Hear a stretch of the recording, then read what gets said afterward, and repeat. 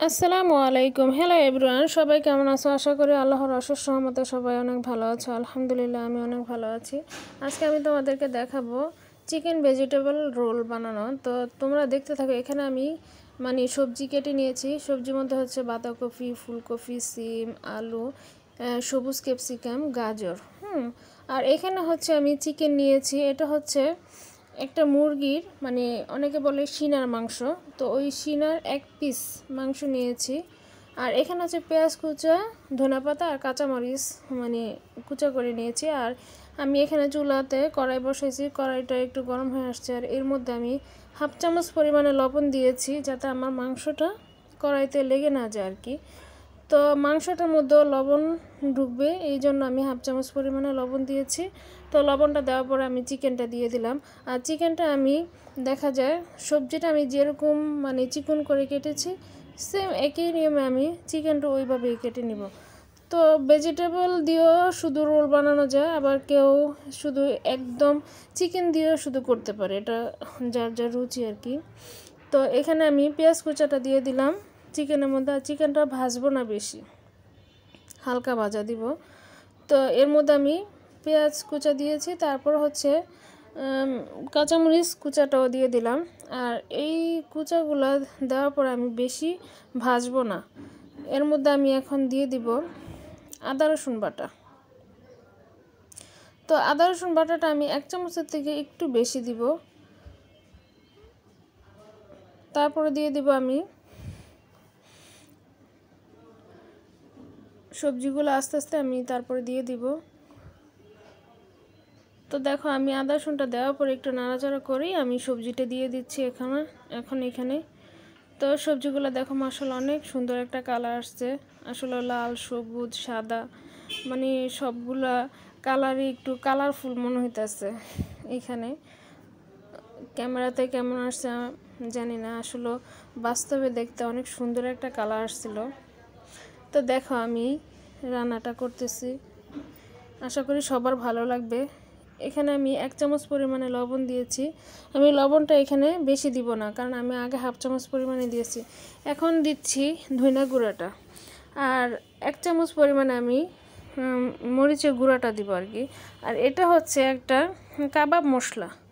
তো কেউ চাইলে কাবাব মশলাও দিতে পারে, কেউ চাইলে যে মাংসের যে মশলাটা আছে, লং, এলাচ, দারচিনি, তেজপাতা, যে একটা গুঁড়া করে মানুষ ঘরোয়াভাবে রাখে, সেটাও কেউ দিতে পারে। আবার কেউ বাহির থেকে কিনেও মাংসের মশলাগুলো গুঁড়াটাও দিতে পারে। তো দেওয়ার পরে আমি এটা নাড়াচাড়া করব।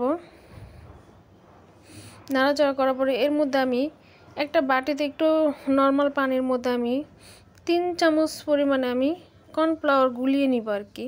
কর্নফ্লাওয়ারটা আমি এই সবজির মধ্যে দিয়ে দিব। 3-4 চামচের মতো আমি কর্নফ্লাওয়ার নিব। এটা দেওয়ার কারণ হচ্ছে যে আমি সবজিটা তো বেশি ভাজবো না। তো এই সবজিটা যাতে একটু আঠালো আঠালো ঘনত্ব থাকে, এজন্য এই কর্নফ্লাওয়ারটা দেওয়া, আঠালো ভাবটা যাতে আসে।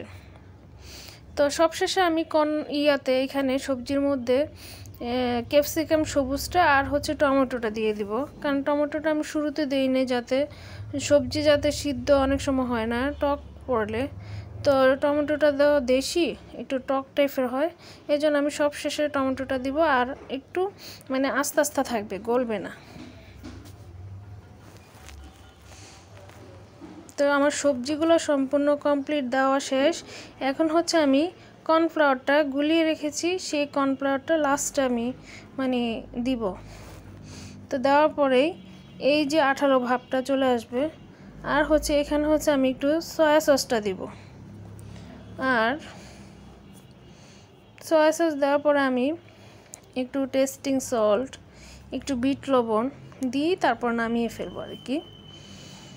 তো তোমরা দেখতে থাকো। দেখো, এটার কালারটা মোবাইলে অতটা আসে নাই, দেখতে মাশাআল্লাহ অনেক একটা সুন্দর কালার আসছিল। তো আমি ওইভাবে কালারটা তোমাদের ফুটিয়ে তুলতে পারিনি, তোমরা দেখতে পারবা না ওরকম কালারটা। তো তোমরা নিজেরা যদি করো তাহলে দেখতে পারবে যে আসলে অনেক সুন্দর একটা কালার আসে। সবজিটা বেশি ভাজা ভাজাও হবে না, আর হচ্ছে যে কাঁচাও না, দেখার মতো একটা কালার আসে আর কি।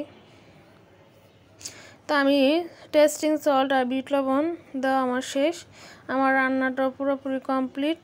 দেখো এই যে আঠালো আঠালো একটা ভাব চলে আসছে, মানে আমার সবজিটাও একটু মানে গলে নাই আর আঠালো ভাবটাও আছে আর কি। তো আমার এই ভাজাটা মানে ভাজির মানে সবজির যেই ইয়াটা ওটাও সম্পূর্ণ রেডি। এখন হচ্ছে আমি ময়দা নিব আর কি। ময়দা নেওয়ার পরে লবণ দিব পরিমাণ মতো।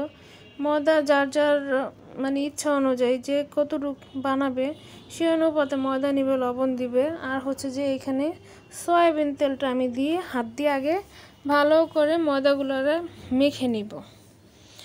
তো ময়দাটা আমি যখন মাখবো আমি বুঝবো যে আমার হাতে মুষ্টিতে নিলে যাতে একটা দলা দলা ভাব আসে, সেই ইয়াটা বোঝার পরেই আমি পানি দিয়ে মেখে নিব ময়দাটা।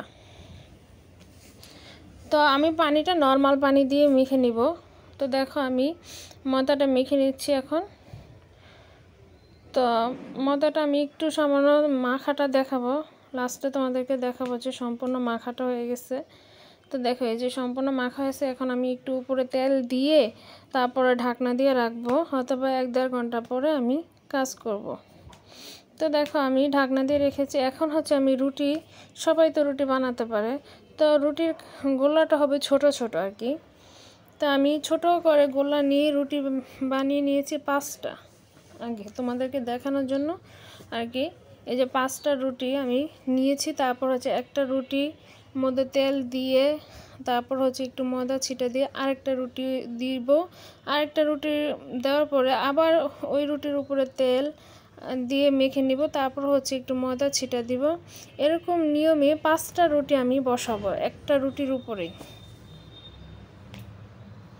তো দেখতে থাকো আমি এই যে রুটিটা কিভাবে মানে একদম পাতলা করব সেই সিস্টেমটা তোমাদেরকে দেখাচ্ছি।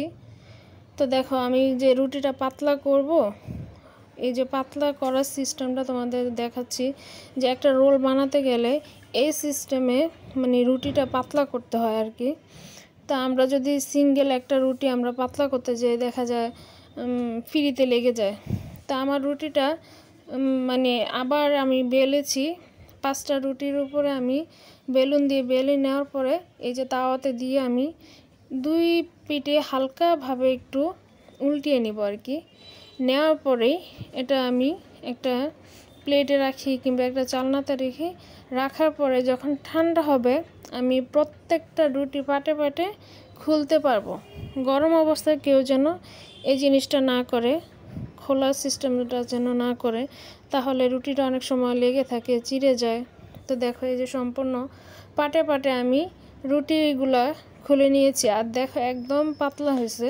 কেউ চাইলে আরও পাতলা করতে পারে, এটা মানে কোনো সমস্যা হবে না। তো দেখো এই যে সুন্দর করে উঠে যাচ্ছে। এটা ঠান্ডা হওয়ার পরে আস্তে আস্তে পাটে পাটে উঠাতে হবে। এভাবে রোল এরিয়াটা করলে কি দেখা যায় সুন্দর হয়। আবার অনেকে যে ময়দার ইয়াটা একটু লিকুইড করে রাখে, পানি বেশি দিয়ে লিকুইড করে, তারপরে দেখা যায় ননস্টিক ফ্রাই প্যানে পাটিসাপটা পিঠার মতো 1 চামচ দিয়ে তারপরে ঘুরিয়ে রুটি বানায় পাতলা করে, ওইভাবে রোল বানায়। এটা আসলে যার যার ইচ্ছা আর কি। তো আমি রোল সমোসা যখন বানাই ঠিক এই সিস্টেমে এই নিয়মে বানাই। এই যে দেখো আমি রুটিটা বানানোর পরে এটা একটা একটা করে পাটে পাটে খোলার পরে আমি একটু চাকু দিয়ে 2 সাইড কেটে নিয়েছি। কেউ চাইলে একদম স্কোয়ার শেপ করতে পারে, এটা সমস্যা না। তো দেখো এই যে রোলের সিস্টেমটা আমি কিভাবে করছি। আমি যে সব চিকেন ভেজিটেবলগুলো যে করলাম সেই ভিতরে পুরটা মাঝখানে একটু সাইড বরাবর দিয়ে তারপরে 3 সাইডেই আমি একটু ময়দার যে একটা মানে পাতলা লেয়ার করে রাখছি যাতে মানে জোড়া লাগানো যায়, ওই সিস্টেমে আমি 3 মাথায় দিয়ে তারপরে যে রোলের মতো করে আমি পেঁচিয়ে নিচ্ছি আর কি। দেখো এই যে আমি রোল করতেছি। তো আশা করি সবার এইভাবে মানে বানালে হয়তো বা ভালো লাগবে। একটু ঝামেলা আসলে, রোজার আগে এগুলো করে রাখলে কি মানে রোজার মাসে একটু কাজের সুবিধা হয় আর কি, অন্য কোনো একটা আইটেম করা যায়। আগে এগুলো করে রাখলে, কিন্তু এটা একটু ঝামেলা জিনিসই, এজন্য রোজার আগে আগে করে রাখলে জিনিসটা ভালো হয়। তা আমি এভাবে রোল, সমোসা, তারপরে হচ্ছে টিকিয়া, আবার হচ্ছে কাকলেট, এগুলো আমি রোজার আগেই গুছিয়ে রাখি আর কি, আয়োজন করে তারপর ডিপ ফ্রিজে মানে রেখে দেই। তো রেখে দেওয়ার পরে দেখা যায় এক এক দিনে এক একটা জিনিস নামাই, তার সাথে একটু চপ, বেগুনি, পেঁয়াজও করি। বাইরে থেকে আর কিনা লাগে না আর কি, বাইরে থেকে কোনো জিনিস ওরকমভাবে কেনা লাগে না, হয়তো বা মাঝে মধ্যে গ্রিল এগুলো আনা হয়, এছাড়া আর অন্য কিছু বাইরে থেকে অত আনা হয় না। জিলাপি শুধু নিয়ে আসা হয় আর হালিম। এই যে একই সিস্টেমে আমি রোলগুলা করে নিব আর কি, প্রত্যেকটা দেখো। আশা করি সবাই এই সিস্টেমে করবা, ভালো লাগবে। আর একদিন এভাবে এই সিস্টেমে করে রাখলে আসলে অনেক দিন খাওয়া যায়। তো আমার নতুন নতুন ভিডিও পেতে হলে আমার এই ইউটিউব চ্যানেলটি সাবস্ক্রাইব করে যাও, আর ভালো ভালো কমেন্টস করো, আশা করি সবার ভালো লাগবে, আর লাইক দিয়ে যেও।